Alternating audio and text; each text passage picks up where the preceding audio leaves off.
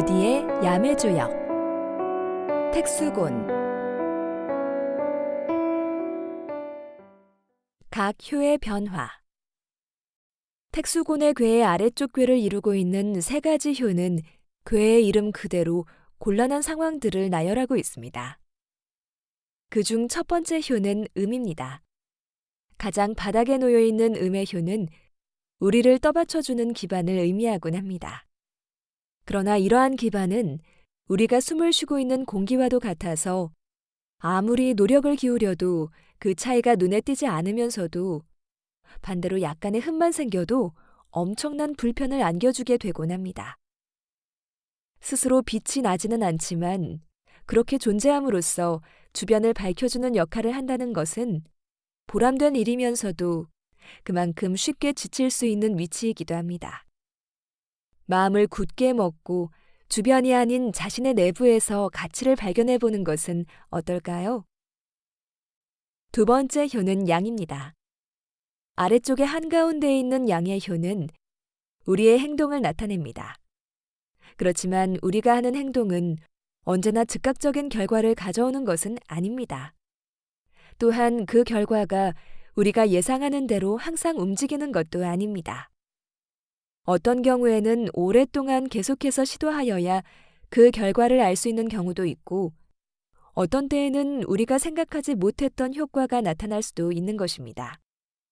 포기할 것인가, 방법을 바꿔볼 것인가, 아니면 이것이 올바른 행동이라 믿고 계속해서 시도할 것인가는 우리의 선택에 달려있지 않을까요? 세 번째 효는 음입니다. 이제 한 발짝 더 나아간 위치를 나타내는 효입니다.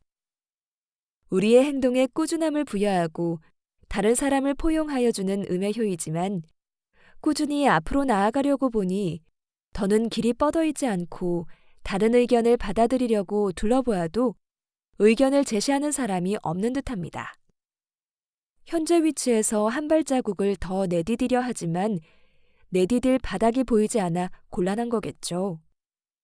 나 혼자만 앞으로 나아가는 것이 아니라 주변을 기다려 함께 발맞추어 나아가야 하지 않을까요? 이제 위쪽 궤로 올라가 봅니다.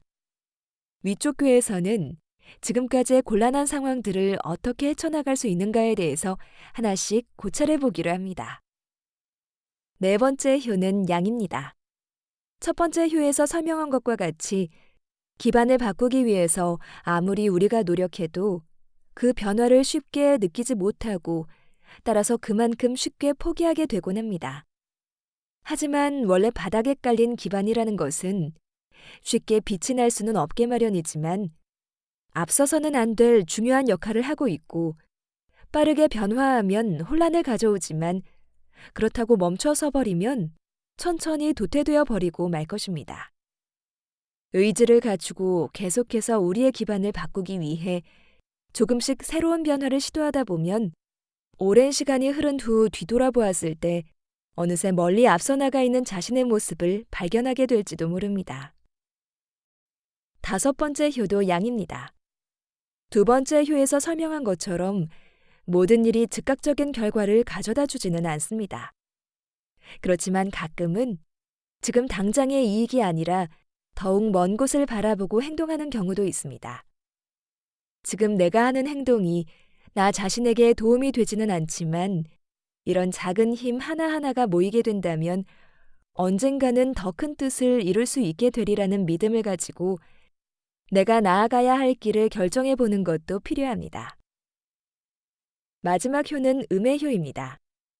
앞에 두 효에 걸쳐서 느리지만 천천히 앞으로 나아가는 것에 관해서 설명하였지만 세 번째 효에서처럼 앞으로 나아가려 해도 도저히 나아갈 길이 보이지 않는 경우도 있습니다.